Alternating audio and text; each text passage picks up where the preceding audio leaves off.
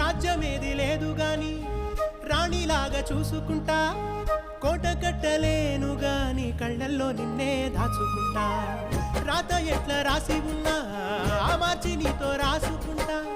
స్వర్గమంటూ ఉన్నదంటే అది నీతోనే ప్రతిరోజు పంచుకుంటా.